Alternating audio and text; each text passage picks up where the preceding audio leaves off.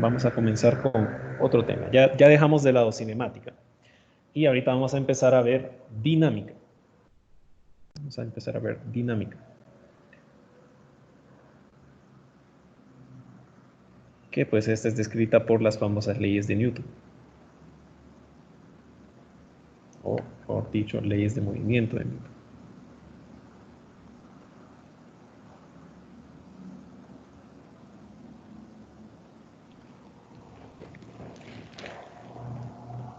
Entonces, aquí sí consideramos ya lo que causa el movimiento. O sea, no basta con solo analizar el movimiento como tal, sino que aquí ya consideramos las causas, cómo se relacionan estas con el movimiento, cómo de alguna manera generan cambios en el movimiento. Y pues eso es lo que vamos a definir a partir del día de hoy. Entonces, para eso, veamos algunos conceptos previos. Entonces, fuerza es una de esas cantidades en la física que uno ya da por hecho y pues las logra entender, pero que cuando la trata de definir no es tan fácil de definir. ¿Ya? Entonces, fuerza es una de esas cantidades extrañas porque sí es bien raro tratar de definir una fuerza.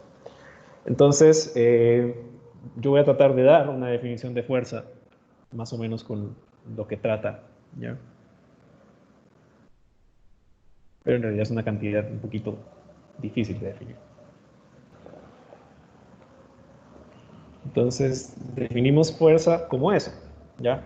Eh, Más o menos razonable, es una interacción que se da entre dos objetos, o entre más objetos, tres objetos, cuatro objetos, lo que sea, ¿ya? O bien entre un objeto y su entorno. ¿Ya? Entonces, hablamos de una interacción. Si hablamos de una interacción, estamos hablando que la fuerza es algo que se viene dando de a pares, por así decirlo. Ya, o sea, usted siempre ocupa un par de sistemas que estén interactuando para poder definir fuerza. ¿Ya?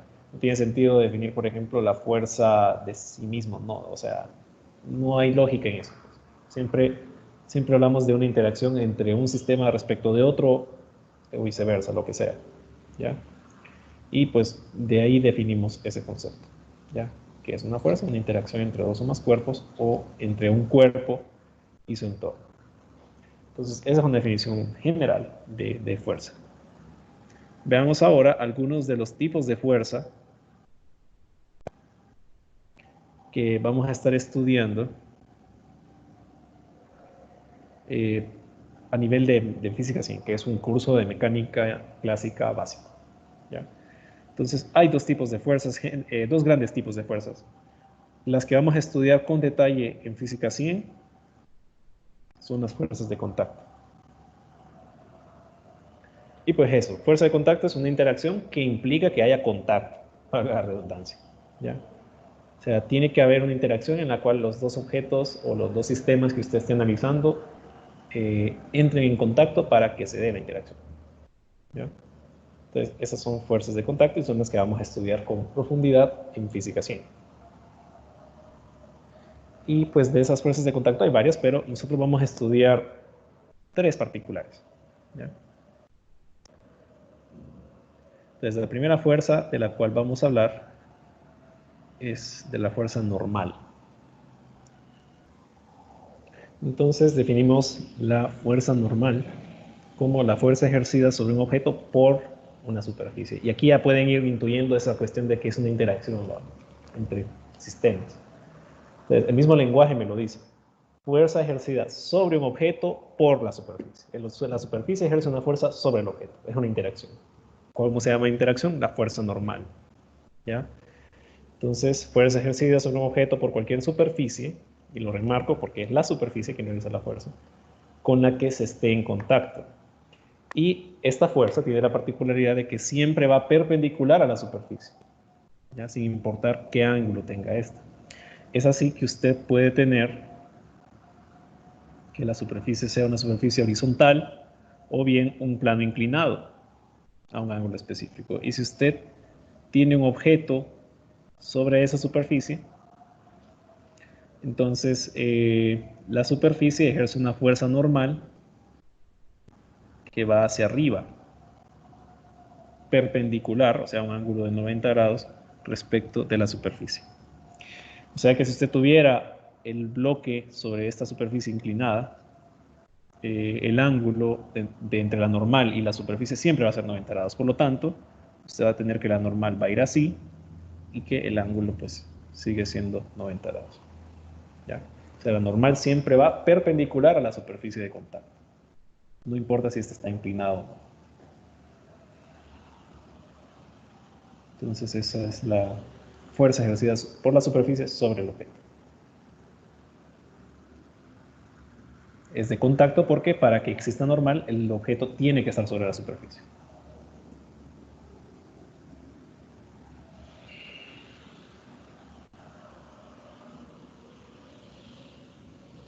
Lo otro es que vea que como también el mismo dibujo le da ese concepto de interacción. Como la fuerza la ejerce el suelo sobre el objeto, la dibujo desde el suelo. Ya, el vector, ese vector de ahí. Ahí pues ya también les voy adelantando que la fuerza es una cantidad vectorial, pero de eso vamos a hablar más adelante. Entonces, ese es un tipo de fuerza de contacto.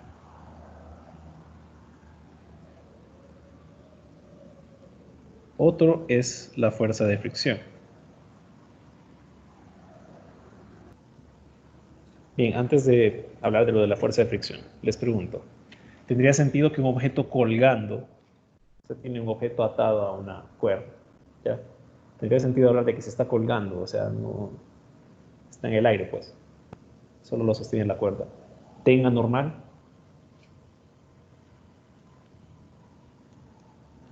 ¿Es posible eso? O sea, si está colgando en el aire, ¿tendría una fuerza normal? ¿Se ejercería una fuerza normal sobre el objeto? No. No, ¿verdad? No. Pues, para que no pierdan de vista eso, ¿verdad? De que la fuerza normal necesita una superficie para que haya fuerza normal. ¿Ya? Inclinada o plana o lo que sea, pero ocupa una superficie. La fuerza de fricción es otra fuerza de contacto que también requiere una superficie y es una fuerza de oposición al movimiento de un objeto por la interacción. O sea, hay varias irregularidades que pueden haber en los objetos, en las superficies, y pues esto causa una oposición al movimiento. Y me dicen que esa fuerza es paralela a la superficie, sin importar el ángulo. Es así pues que si hubiera fricción en este objeto y el objeto se mueve con una velocidad o va en esta dirección, pues, digamos, ¿ya? Esta sería la dirección del movimiento. Ya una velocidad hacia la derecha, lo que sea, ¿ya? Entonces, si el objeto se mueve hacia la derecha, la fuerza de fricción es de oposición al movimiento. Por lo tanto, la fuerza de fricción va hacia la izquierda. Lo mismo en un plano inclinado. Si usted tiene que el plano inclinado se mueve hacia abajo, ¿ya? Se desliza hacia abajo, lleva esta dirección de movimiento, entonces la fuerza de fricción va opuesta a ese movimiento.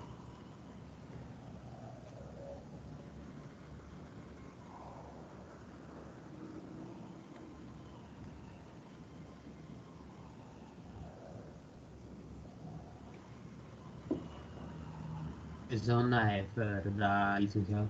Sí, es una F minúscula.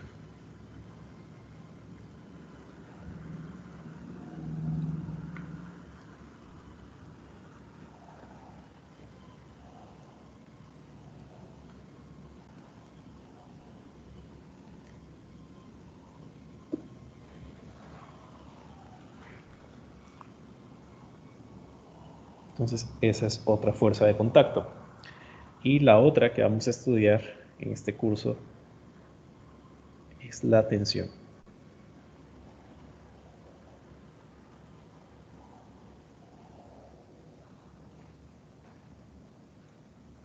Entonces, la tensión, usted tiene un objeto colgando a través de una cuerda, pues la fuerza que ejerce la cuerda sobre el objeto es la tensión. ¿Ya? Y pues tenemos eso de ahí. Entonces, esas son las tres fuerzas de contacto que nosotros vamos a estudiar. Y pues eso es algo que a lo largo del curso, o sea, eso lo vamos a seguir ocupando hasta, o sea, casi todo el curso. Ya, casi hasta el tercer parcial. Ok, no sé si tienen alguna pregunta respecto de estas fuerzas de contacto.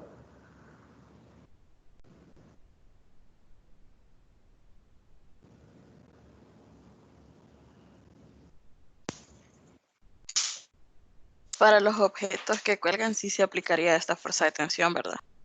Ahí sí, sí. Si usted tiene que el objeto está colgando de una cuerda, pues sí, sí aplica la fuerza de tensión. Pero no hay normal, o sea, sigue sin haber normal, porque pues no hay nada abajo. Entonces ahí no, solo la tensión y de repente hay otra fuerza que vamos a ver más adelante. Ok. ¿Alguna otra consulta sobre las fuerzas de contacto? Ok, esas son un tipo de fuerzas. El otro gran grupo de tipo de fuerzas serían las fuerzas de campo, pero esas no las vemos nosotros acá. Entonces, ¿por qué? Porque son interacciones que se dan a distancia. O sea, ahí no ocupa que haya contacto.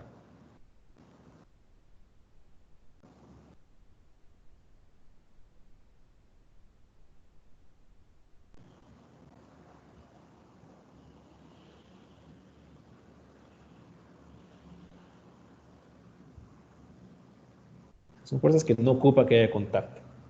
¿Me podrían dar algún ejemplo de una fuerza de campo? Una fuerza que usted no ocupe que los dos objetos se toquen para que exista esa fuerza. ¿Alguna idea? Electromagnética. La fuerza electromagnética, muy bien. ¿Qué la puedes componer en fuerza eléctrica o fuerza magnética? Y fuerza magnética, entonces la fuerza eléctrica usted ya sabe, ¿no? Que hay protones con carga positiva, electrones con carga negativa, y si son de opuestos signos se atraen, si son de signos diferentes se repelen, y no ocupan tocarse para que se dé esta interacción, ¿ya? Y en la fuerza magnética, muy buen ejemplo, los imanes, usted no ocupa que un imán entre en contacto al otro para que haya una interacción. Si son de polos iguales, se repelen, ¿ya? Muy bien. Otro ejemplo de una fuerza de campo es la fuerza que ejercen los planetas, que es la fuerza gravitacional, ya las interacciones gravitacionales. Por ejemplo, el hecho de que la Tierra se encuentre girando en torno al Sol es por la interacción gravitacional, ¿ya? Eso desde la perspectiva clásica. En la perspectiva relativista es otra cosa, pero desde la perspectiva clásica es eso, ¿no? Una fuerza de interacción a distancia, o sea, que tiene que ver con la gravedad y todo eso, y que tiene que ver con cuán masivo sea un cuerpo respecto del otro, ¿ya? Y las otras fuerzas fundamentales, una es la gravitacional, no sé si han escuchado las fuerzas fundamentales de la física, o sea, que describen pues todas las interacciones que pueden haber en la naturaleza. Entonces, una es la gravitacional, que es de las más complicaditas, es la más rebelde de esas cuatro fuerzas. La otra es la electromagnética, que es la conjunción de la eléctrica con la magnética. Hay otra y dos nucleares, que son la nuclear fuerte y la nuclear débil, que pues ya son interacciones a nivel micro, ¿no? Lo que está sucediendo en el átomo, a nivel de estructura atómica del núcleo, ¿verdad? Y otras interacciones ahí de por medio. Entonces son cuatro. Son las famosas fuerzas fundamentales de la naturaleza. Bueno, no es casualidad que use la notación vectorial, para poder describir las fuerzas, porque son cantidades vectoriales. Entonces, hablemos un poquito acerca del carácter vectorial de la fuerza. Entonces, hay que desempolvar un poquito los conceptos que tienen de vectores. Hay que recordar ahí un poquito eso. Porque pues resulta ser que la fuerza es una cantidad física vectorial.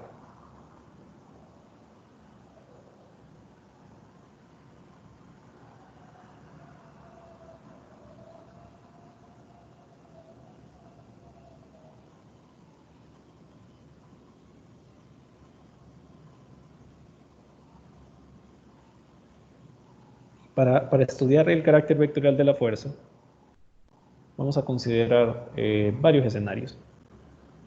Siempre con nuestro ejemplo de la cajita.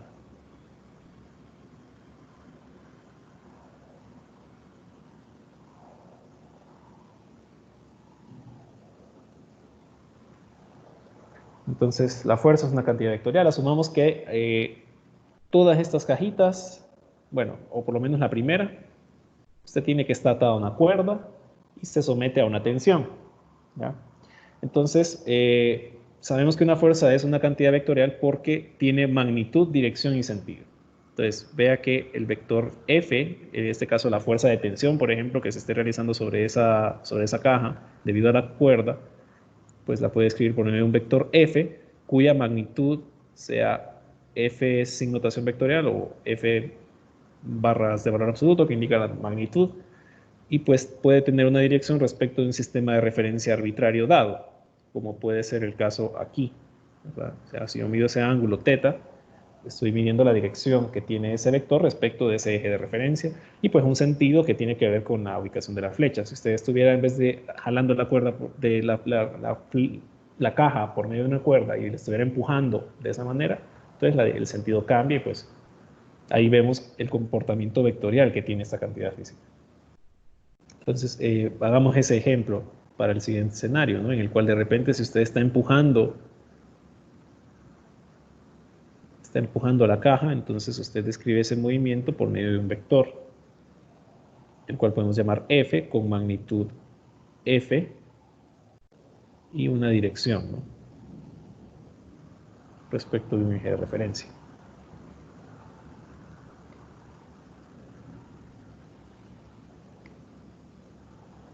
Entonces esto de acá mide la magnitud de F y pues el vector se llama F. Otra característica es que pues al ser cantidades vectoriales cumplen con las operaciones que uno puede realizar con vectores. Por ejemplo, uno puede sumar vectores o puede multiplicar vectores por escalares.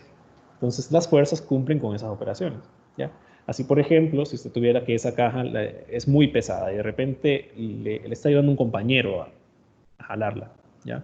Entonces uno de los compañeros la jala de forma horizontal.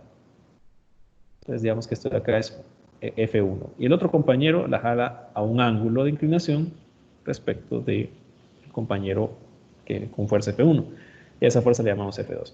Entonces, aplicando las propiedades de vectores, yo ya sé que para hacer la suma gráfica, por ejemplo, de estos dos vectores, pues yo puedo usar el método del paralelogramo y entonces tendríamos que habría una fuerza resultante acá, que vamos a llamar FR, que sería la suma de esas dos fuerzas. Lo mismo si usted de repente trata de jalar la caja y uno de sus compañeros es malvado y en lugar de ayudarle, la está empujando en sentido opuesto a como usted lo está haciendo. Entonces también puede obtener un vector resultante a partir de esa conjunción de esos dos vectores. Uno positivo de repente a la dirección de movimiento y el otro negativo a la dirección de movimiento, ¿ya? Y la propiedad más importante de todas es el hecho de que al ser una cantidad vectorial, volvamos al ejemplo original de la caja siendo jalada por medio de una cuerda.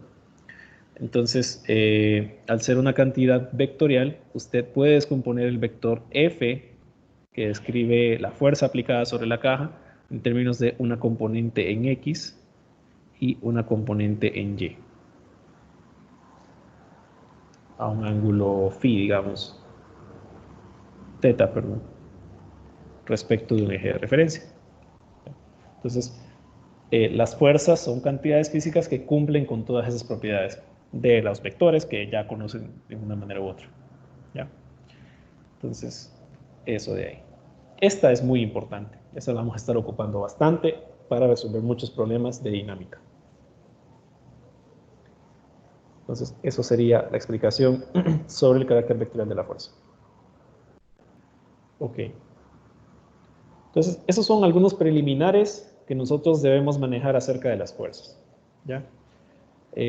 Son la definición de fuerzas, saber qué es una cantidad vectorial, saber qué tipos de fuerzas vamos a estudiar, etc. Entonces, ahora vamos a ver cómo estas cantidades físicas se relacionan con el movimiento, ¿ya? O sea, se van a dar cuenta a partir de hoy que una fuerza tiene que ver con el movimiento del sistema, ¿ya? La fuerza es una entidad física, el movimiento es otra, pero una depende de la otra, cada una depende de la otra. Entonces, para eso vamos a discutir las leyes de Newton, empezando obviamente con la tercera, no es broma, vamos a empezar con la primera, obviamente, ¿ya? Entonces vamos a hablar acerca de la primera ley de Newton. Muchos quizá ya la conocen, está bien, y pues vamos a discutirla, a volver a discutir, si ya la conocían, y además pues vamos a complementar con ciertos aspectos importantes. Entonces, para entender la primera ley de Newton, vamos a considerar el siguiente escenario. Considere usted que, asuma que está en un país donde haya mucho frío, digamos que está en Canadá, un país donde haya nieve, y donde les encanta el hockey, puede ser Rusia también, ¿ya? Entonces, asuma que está en Canadá, para no ser tan comunistas. Y considere que usted tiene un disco de hockey en la superficie del hielo, ¿no? Que pues el hielo es algo muy liso. ¿sí? O sea que no hay tanta fricción. Entonces, si usted viene y coloca ese disco de hockey, lo deja ahí puesto, solo lo pone ahí. ¿Qué va a suceder con el disco de hockey? Si usted solo lo coloca sobre la superficie, ¿qué pasa con el disco de hockey? Darse, ¿Ah? se desliza. No, solo lo Si pone, solo solo lo lo, deja si puesto. solo lo colocas, no se mueve. No se mueve, no No pasa se mueve. nada. Se va a quedar quieto. Permanece estático, ¿ya? Ahora, si usted es travieso y no quiere que esté estático, sino que quiere que se mueva, ¿qué debe hacer? Empujarlo. Debe empujarlo, ¿va? O aplicar de repente alguna fuerza horizontal o a un ángulo, pero que lleve una componente horizontal para poder mover, ¿ya? O de repente, si usted quiere que se mueva, usted lo que va a hacer es presionarlo con el dedo e irlo moviendo, y mientras usted aplique la fuerza con su dedo, se va moviendo. Pero una vez que usted deje de aplicar esa fuerza, se deja de mover. Ya es como que usted lo vaya empujando, y cuando lo deje de empujar, pues no pasa nada. O sea, se vuelve a quedar estático. ¿Sí? Entonces vamos a considerar ese escenario. ¿Ya? Bueno, esto pasaría, por cierto, y me confundí aquí, porque aquí tengo mi resumen. Entonces, esto pasaría, por cierto, en una superficie arbitraria, en realidad, no necesariamente en hielo. Tendría que ser una superficie rugosa, ¿ya? Si usted coloca el disco de hockey en una superficie rugosa, para poder moverlo, usted tiene que ir aplicando una fuerza que venza la fricción que pueda ejercer la superficie y así poder moverlo. Ahora, si usted viene y coloca el disco sobre hielo liso, muy liso, y pues si lo coloca únicamente, si solo lo pone, pues no se mueve, no pasa nada, permanece estático. Pero si usted viene y le aplica un pequeño empujón y usted tiene que ese disco de hockey está colocado sobre hielo muy liso, al nomás darle un empujoncito, este se empieza a mover. ¿Ya? No ocupa que usted esté aplicando la fuerza, mantenga el dedo presionado contra una de las paredes del puck para que se mueva, ¿ya? Sino que solo le da un empujoncito y este se mueve, ya por inercia. Entonces, esta palabra es clave, inercia. ¿Ya? Y pues usted va a tener que el movimiento que ejerza sobre la mesa o sobre la superficie lisa, el hielo, que ejerza el puck, se va a mover mucho más rápido y va a recorrer una mayor distancia de lo que se movería sobre una superficie arbitraria, como cemento o una mesa. ¿Ya? Entonces, si usted hace ese movimiento y asuma que esa superficie, ese hielo es tan liso que no existe fricción, ¿ya? Y usted le da ese empujoncito a ese puck, a ese disco de hockey, ¿ya? Y asuma también que esa superficie es infinita, ¿va? Para volverlo el caso más imposible e ideal posible que se pueda, ¿ya? Entonces, usted va a tener que ese disco de hockey, en todo momento, en todo punto de la trayectoria que siga, en todo lo que sea, pueden pasar miles de años y es infinita, pues, ¿ya? Usted va a tener que la velocidad de ese puck va a ser la misma siempre, ¿ya? Si el objeto es muy liso, usted le aplica una fuerza, lo empuja y este se empieza a mover solito y es completamente liso, no hay nada que interfiera su movimiento tampoco. Usted va a tener que ese puck, ese disco de hockey, se va a mover perpetuamente sin necesidad de aplicar más fuerzas después y a una velocidad constante. ¿Ya? Entonces, de todo este ejercicio mental que acabamos de hacer ahorita, podemos sacar dos consideraciones importantes. Número uno, si usted tiene el objeto en reposo sobre una superficie y no aplica ningún tipo de esfuerzo o lo empuja o no aplica ninguna fuerza sobre él, el objeto va a permanecer en reposo. O bien, si usted tiene una condición ideal en la cual el objeto le da un empujoncito, pero de ahí no le hace nada más. O sea, usted le da el empujoncito y él se sigue moviendo a velocidad constante perpetuamente.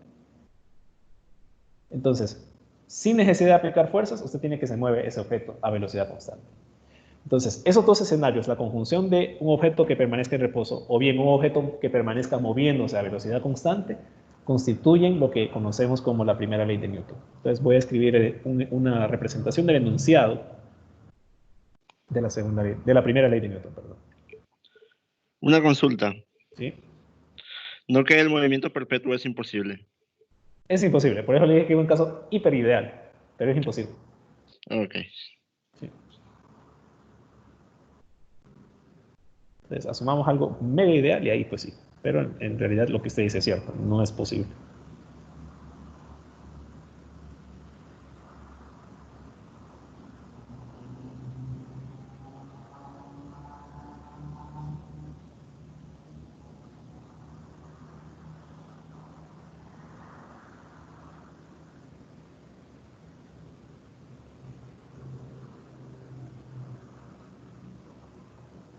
Entonces, ese es el enunciado, la esencia de la primera ley de Newton, ¿ya? Si usted tiene un objeto que está en reposo, va a permanecer en reposo, a menos que aplique una fuerza sobre él. Si usted tiene que un objeto se está moviendo a velocidad constante, si no aplica ninguna fuerza sobre él, se va a seguir moviendo a velocidad constante. Y la velocidad va a cambiar solo si aplica una fuerza. O sea, si usted viene y lo empuja en dirección opuesta a donde se va moviendo, pues ahí sí, ¿verdad? Va a cambiar la velocidad y va a disminuir de cierta manera. Y por el contrario, si usted lo empuja más, pues se va a mover más rápido. ¿Ya? Ahí pues la velocidad va a cambiar. Pero si usted no hace nada, no ejerce ninguna interacción con el objeto moviéndose a velocidad constante, este se va a seguir moviendo a velocidad constante. ¿Ya? Entonces, esa es la esencia de la primera ley de Newton.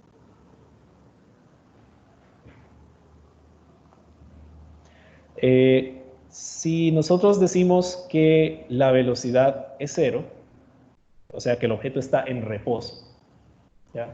La velocidad es cero, la aceleración ¿a qué tendría que ser igual? Igual a cero también. Igual a cero. O sea, si está en reposo, no está acelerado, no se está moviendo, o sea que la velocidad es cero, pero además no está cambiando su posición ni su velocidad, por lo tanto la aceleración también es cero. Ahora, si la velocidad fuera constante, la aceleración ¿a qué tendría que ser igual? También es cero. También a cero. ¿Ya? Entonces, esos sistemas que se mueven a velocidad constante, porque vea que al final que la velocidad sea cero también implica velocidad constante. Sistemas que se mueven a velocidad constante, o sea que su aceleración es cero, sistemas que no están acelerados, a esos sistemas les decimos que se mueven en un marco de referencia inercial. ¿Ya? Entonces vamos a hablar acerca de eso, de los marcos de referencia inerciales. Entonces ahí pues tenemos en palabras lo que hemos expresado, ¿no? Un sistema, un cuerpo moviéndose a velocidad constante, o sea que su aceleración es cero, está en un marco de referencia inercial. Ahora, pues qué bien, decimos marco de referencia inercial, pero no hemos definido qué es la inercia. ¿Ya? Entonces procederemos a definir eso en este momento. Entonces ahí definimos qué es la inercia. Es la propiedad de un objeto asociada a mantener su estado de movimiento. O sea que la inercia de un objeto en reposo es tender a permanecer en reposo. La inercia de un objeto moviéndose a velocidad constante es permanecer moviéndose a velocidad constante.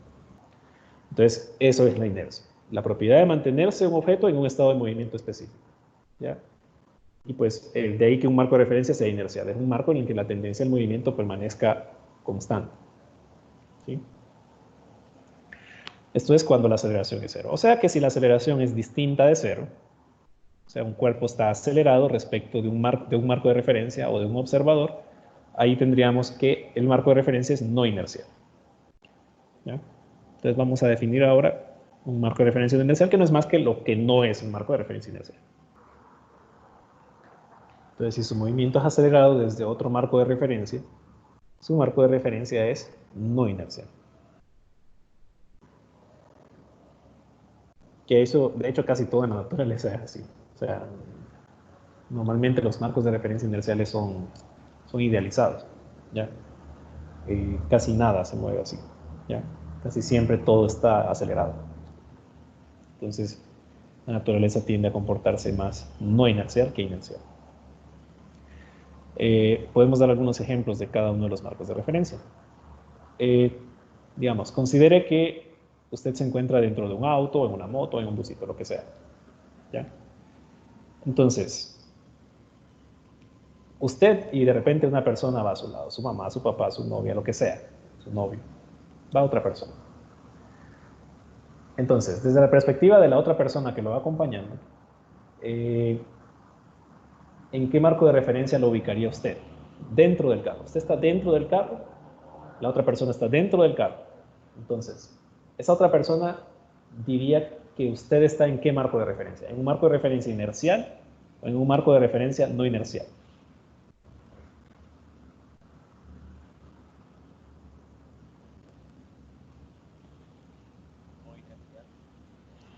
Dentro del carro. Pero es que depende de la aceleración del carro. Pero la persona que va dentro del carro, vaya, cuando usted va en un carro, ¿cómo va? ¿Va corriendo dentro del carro? Oh, no, entonces sería inercial porque los dos estarían en el mismo estado. Correcto. O sea, o bien, un observador lo ve en reposo respecto del otro. ¿Me entiende? O sea, los dos están en reposo, entonces ambos están en un movimiento inercial entre ellos mismos. ¿Cierto? Como en los ascensores. Correcto. O sea, dos personas en un ascensor, una percibe a la otra en un marco de referencia inercial. Ahora, en el caso de que usted ahora asuma que esa persona está fuera del carro y que usted va dentro del carro en una calle y va aumentando su velocidad. Entonces, usted sigue, desde su punto de vista, dentro del carro, usted está en un marco de referencia inercial. Pero fuera del carro, el marco de referencia sería no inercial, porque la persona que está afuera nota que usted está acelerado. O sea, que va moviéndose, cambiando la velocidad a medida que transcurre el tiempo. ¿Ya? Entonces, esas serían algunas representaciones de un marco de referencia inercial y uno no inercial. Por ejemplo, desde nuestra perspectiva, nosotros estamos inertes, sentados en nuestras sillas, o a ver si están dormidos y no están escuchando la clase, o están encostados, lo que sea. Pero ustedes están en reposo, ¿ya? Pero en realidad se encuentran en un marco de referencia no inercial visto desde fuera del planeta, ¿ya? Porque el planeta se está moviendo. Aunque ustedes no se estén moviendo, el planeta sí, ¿ya? Entonces, a nivel local, ustedes se pueden percibir en un marco de referencia inercial, pero a nivel de si usted está fuera del planeta, percibe que no, que está en un sistema acelerado. Pero la Tierra es un sistema que se mueve acelerado, es un marco de referencia no inercial. ¿Ya? Muy bien, entonces esos son algunos ejemplos de eso. Y para finalizar la discusión sobre la primera ley de Newton, describirla matemáticamente. Entonces, decimos que si un objeto permanece en reposo, va a seguir en reposo. Si está moviéndose a velocidad constante, va a seguir a velocidad constante. Esto siempre que la fuerza neta que usted aplique al sistema no cambie el movimiento. Es decir, que usted no aplique fuerza sobre el sistema. ¿Ya? Si usted no aplica una fuerza a algo que está en reposo, no se va a mover. Si usted no aplica una fuerza a algo que se está moviendo a una velocidad constante, no se va a mover más rápido ni más lento. ¿Ya? Ahora, usted puede tener múltiples fuerzas actuando sobre un sistema. Y estas múltiples fuerzas se pueden distribuir de manera tal que, aunque tenga fuerzas de diferentes magnitudes, no se mueva el objeto. O bien, usted puede tener múltiples fuerzas actuando sobre un objeto moviéndose a velocidad constante, de manera tal que la suma de estas múltiples fuerzas no me cambie la velocidad del sistema. Y de ahí puedo definir matemáticamente la primera ley de Newton. ¿Qué establece matemáticamente la primera ley de Newton? Que la fuerza neta, o sea, la fuerza total, la suma de todas las fuerzas actuando sobre el sistema, va a ser igual a 0. Ese es el enunciado matemático de la primera ley de Newton. La suma de todas las fuerzas actuando sobre un sistema moviéndose en reposo a velocidad constante es 0. Y pues al ser una cantidad vectorial, yo puedo descomponer y hacer un análisis de fuerzas en X, o sea que la fuerza neta en X sería igual a la suma de todas las fuerzas actuando en X, o sea, igual a 0, y lo mismo en Y.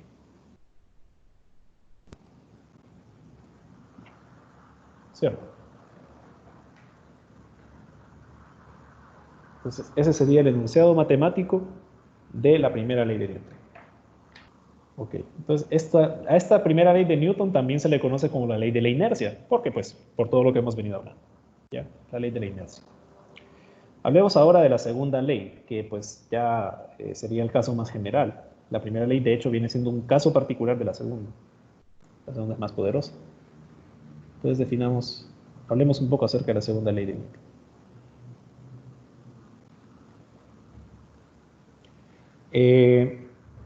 Y bueno, para hablar de la segunda ley de Newton, primero tenemos que definir otra cantidad física. Hasta ahora llevamos ¿cuántas? Ya hemos definido las de cinemática, o sea, hemos definido posición, velocidad, aceleración y tiempo. Ya llevamos 4. La fuerza ya la definimos, son 5. Vamos a definir una sexta cantidad física. Y esta cantidad física es la masa. Pero no la de las tortillas, ni la del tamal, ni nada, no. O sea, la masa, físicamente hablando. Entonces definimos la masa como una propiedad de los objetos que especifica cuánta resistencia muestra a cambiar su estado de movimiento. Entonces cuantifica en cierta manera la inercia, ¿verdad? Porque ya sabemos que la inercia es la tendencia a mantener un estado de movimiento en un sistema, un cuerpo. Entonces, en función de cuánto a este le cueste cambiar su estado de movimiento, por así decirlo, esa cantidad es lo que llamamos masa. Siendo más específico, le llaman masa inercial. Pero para nosotros lo vamos a manejar solo como la masa usual. ¿Ya? Normalmente la masa la describimos por la letra M minúscula y las unidades que se le asignan en el sistema internacional son kilogramos. ¿Ya? Hay varias unidades. Gramos, libras, onzas, no sé, hay muchas unidades. Pero en el sistema internacional, kilogramos. Esa es la unidad base.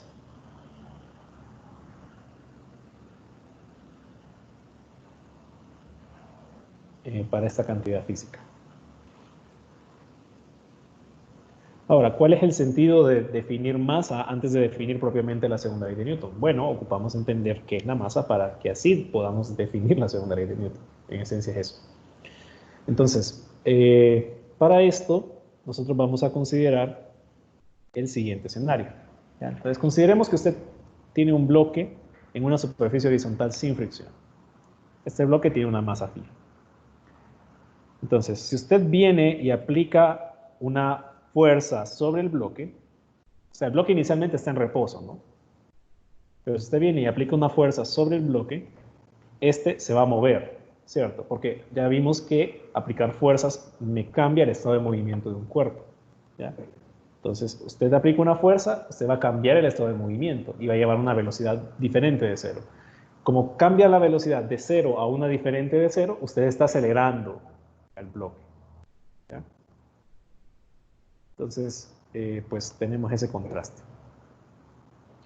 Ahora, digamos que usted tiene el mismo otro escenario en el cual usted tiene el mismo bloque en la misma superficie, inicialmente en reposo también, pero ahora aplica una fuerza 2 veces mayor. Entonces resulta ser, uno puede medir experimentalmente, que si usted aplica una fuerza 2 veces mayor a este bloque, usted va a tener que la aceleración, o sea, la tasa de cambio de la velocidad con respecto al tiempo del bloque va a ser 2 veces mayor también. Si usted aplica una fuerza 3 veces mayor a la inicial, usted va a tener que la aceleración va a ser 3 veces mayor que la inicial en ese bloque y así sucesivamente. Entonces, de ahí podemos sacar una relación de proporcionalidad matemática. Y es que la fuerza es proporcional a la aceleración. Fuerza aplicada sobre el bloque de masa m, lo que sea, es proporcional a la aceleración. ¿Ya? Entre más fuerza aplique usted a un cuerpo, más va a acelerar. Entonces se cumple esa relación. Fuerza neta. Y pues aquí hay proporcionalidad entre los vectores. Eso sucede, pues eso es algo que se puede comprobar y se ha comprobado experimentalmente. Consideremos ahora otro escenario. Consideremos ahora que ese bloque ha aumentado su masa. ¿Ya? De alguna manera. Ahora la masa es el doble de lo que tenía inicialmente. Entonces consideremos de nuevo el caso inicial que habíamos planteado, ¿no? En el cual tenía una masa específica, le aplicaba una fuerza y la fuerza aceleraba el sistema. Ahorita aumentamos la masa, pero la fuerza inicial que habíamos hablado permanece igual. Entonces, si usted viene y le aplica esa fuerza a ese bloque de 2 veces la masa, pues se va a mover. Pero, ¿cómo se movería este bloque respecto de los escenarios anteriores, del primer escenario anterior? O sea, si ahora duplico la masa del bloque y aplico la misma fuerza que en el del primer escenario, ¿cómo se va a mover? ¿Más rápido, más lento? No Más lento. Dos veces Un más medio lento. de la aceleración normal. Más lento. Sería la mitad de la aceleración, ¿cierto? Porque ahora el bloque pesa más, ¿ya? Muy bien. Si usted triplica la masa del bloque y aplica la misma fuerza, también va a tener que la aceleración se va a disminuir, ¿cierto? Un tercio. 1/3 respecto de la inicial. Inversamente. Directo. Entonces vemos que hay una relación inversamente proporcional ahora entre la aceleración y la masa. Y pues eso se describe matemáticamente por medio de eso, ¿sí? Si usted tiene que un objeto es muy pesado, le va a costar más moverlo. Si usted tiene que un objeto es menos pesado, le va a costar menos moverlo. ¿Ya? O viéndolo desde aquí, desde la ecuación que tenemos ahí planteada. A más masa, menor aceleración. Me va a costar más moverlo. A menos masa, mayor aceleración. Me va a costar menos moverlo. Ese símbolo Entonces, indica eso, entonces. es proporcionalidad. Este símbolo matemático, ese es de los matemáticos, ¿va? Ellos usan un montón de símbolos raros. Entonces, esto es proporcionalidad. O sea, que no son iguales, pero son proporcionales. ¿Ya? ¿Directa o inversamente? Ajá, en este caso, aquí es directa y aquí es inversa. Entonces, la fuerza neta es directamente proporcional a la aceleración. Y la aceleración en magnitud es inversamente proporcional a la masa. O bien, la masa es inversamente proporcional a la aceleración. Entonces, esta es proporcionalidad directa y esta de acá es inversa. ¿Ya? Entonces, todos esos análisis que acabamos de hacer se resumen en lo que conocemos como la segunda ley. ¿Ya? Entonces, conociendo esa información, procederemos a definir la segunda ley de Newton. Entonces, esas relaciones de proporcionalidad vistas desde un marco de referencia inercial, sí quiero hacer esa aclaración, ¿ya? Vistas desde un marco de referencia inercial. Esas relaciones de proporcionalidad me llevan a definir matemáticamente la segunda ley de Newton. Esta definición es un poco fea, porque no se puede explicar tan fluido como lo explicamos la primera ley. La primera ley sale straightforward, o sea, directamente usted pone un ejemplo y ya cae en la cuenta de por qué esa es la primera ley. Aquí no es tan obvio, porque tengo que usar esas relaciones de proporcionalidad. Y eso es así, eso se define así un poquito feo, porque cuando Newton lo definió, no lo definió de esta manera. Lo definió de otra forma que vamos a ver más adelante. ¿Ya? Yo les paso diciendo eso, adelante vamos a ver esto, pero es que ni modo, vamos estratificados, ¿no? En pasos, entonces ni modo. Y bueno, la definición a partir de estas relaciones de proporcionalidad es que la fuerza neta que usted aplica sobre un sistema, que sería la suma de todas las fuerzas actuando sobre el sistema, va a ser igual a la masa del sistema por la aceleración. Entonces, esa es la definición matemática de la segunda ley de Newton. Y es un intento de definir a nivel de experimentación la segunda ley. Pero como les digo, no fue esa la definición original. ¿Ya? De hecho, la definición original también es bien limpia, en el sentido de que es análoga a la primera ley. ¿Ya? Entonces, esa es la definición matemática de la segunda ley de Newton. Y pues vean que con esa relación que estamos obteniendo ahí, puedo ya determinar las unidades de la fuerza. O sea, hasta ahorita he definido que la fuerza es una cantidad vectorial, una cantidad física. Pero al ser una cantidad física debemos asociar unidades. Y no lo he hecho hasta ahora. Ya puedo hacerlo porque ya conozco a qué es igual la fuerza. Y tenemos que es igual a masa por aceleración, la fuerza neta. Por lo tanto, ¿qué unidades le corresponderían a la fuerza? Pues analicemos qué unidades corresponden a lo que es igual. Tenemos masa, que tiene unidades de kilogramo, multiplicado por unidades de aceleración. ¿Cuáles son las unidades de aceleración en el sistema internacional? Metro por segundo cuadrado. Metro por segundo cuadrado. Entonces tenemos kilogramo por metro por segundo cuadrado kilogramo metro por segundo cuadrado es... exacto, es la unidad del sistema internacional, pero uno no le llama, tengo tantos kilogramos por metro por segundo cuadrado de tanto. No, entonces lo que usted dice es, tengo tantos newtons de fuerza aplicados sobre un objeto o lo que sea. Entonces, la unidad que usamos para describir esta cantidad física, que es la fuerza, es el newton, ¿ya? En el sistema internacional. O sea, la fuerza de kilogramos por metro sobre segundo cuadrado. Hay otras unidades de fuerza. Está la libra fuerza, que de hecho uno la usa implícitamente al hacer ciertos cálculos cotidianos. Está el kilogramo fuerza, también, que tiene que ver, o le dicen kilopondio, creo, que tiene que ver con catalogar una fuerza en función del peso, que es otra fuerza, que más adelante vamos a ver. Pero en general, pues la que vamos a usar nosotros es el newton. ¿Ya? Y pues al ser también una cantidad vectorial, yo puedo descomponer esto y hacer un análisis de fuerza neta en X, que sería igual a la suma de todas las fuerzas actuando sobre el eje X, y eso sería igual a la masa del sistema por su aceleración en X, y lo mismo en Y. Entonces, el carácter vectorial que tiene la fuerza me permite hacer esta descomposición.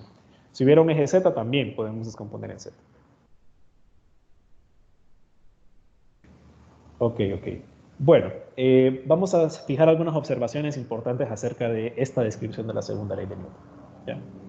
Entonces, la primera tiene que ver con todo lo que hemos venido hablando desde que definimos la primera ley. Usted tiene un objeto en reposo, no le aplica fuerzas, va a permanecer en reposo. Usted tiene un objeto moviéndose a velocidad constante, no aplica fuerzas, se mueve a velocidad constante. Ahora, usted tiene un objeto, sea moviéndose a velocidad constante o en reposo, y usted aplica una fuerza. Entonces, la fuerza en sí misma no es la que causa el movimiento. O sea, no podemos decir que es la fuerza la que provoca el movimiento. Y eso lo vamos a terminar de reafirmar más adelante, en el segundo parcial. ¿Ya? La fuerza lo que tiene capacidad de hacer es cambiarme el estado de movimiento. La fuerza cambia mi estado de movimiento, no provoca movimiento. ¿Ya? Entonces, esa primera observación la quiero aclarar, ¿verdad? Cuando usted aplica una fuerza sobre un sistema, cambia el estado de movimiento. ¿Ya? No es que la fuerza hace movimiento. Lo que provoca movimiento es otra cantidad física, que también es bien difícil de definir. La fuerza me parece que es más fácil de definir que esa otra cantidad física.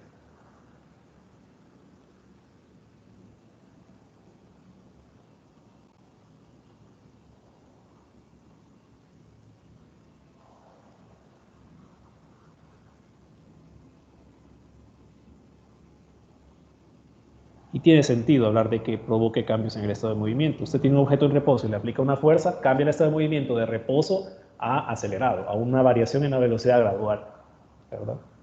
Entonces tiene sentido decir esto.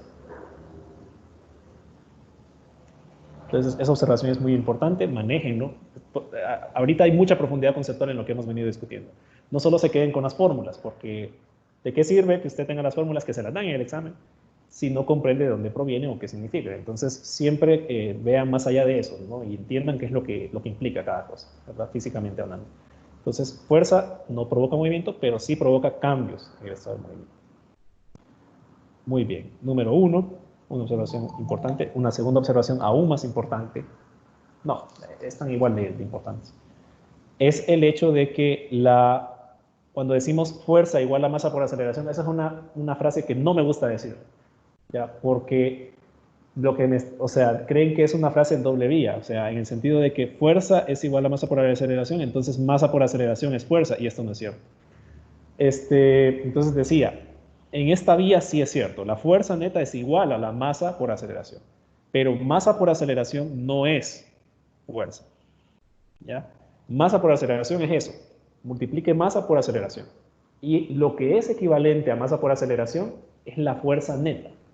O sea, usted no puede venir y decir, tengo 3 fuerzas actuando sobre una partícula, y entonces la fuerza neta va a ser la masa, ¿cómo le digo? La fuerza F1 va a ser igual a una parte de la masa por la aceleración. La fuerza F2 va a ser a otra porción de la masa por otra porción de la aceleración. No tiene sentido, ¿ya? Lo que es igual a masa por aceleración es la suma de todas las fuerzas. La fuerza neta actuando sobre el sistema. En ese sentido es que funciona en una vía. Fuerza neta es igual a masa por aceleración. Pero masa por aceleración no es una fuerza. ¿Ya? Entonces vamos a aclarar eso.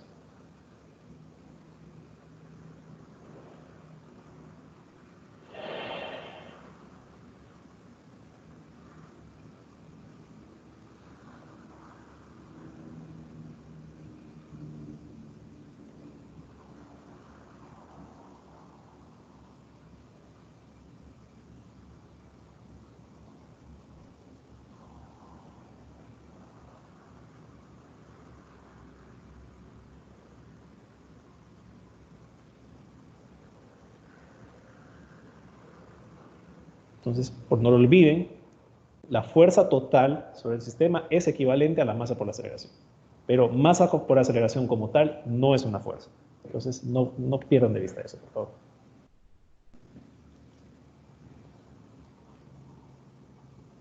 Y una tercera observación, no tan obvia, pero que yo voy a explicar.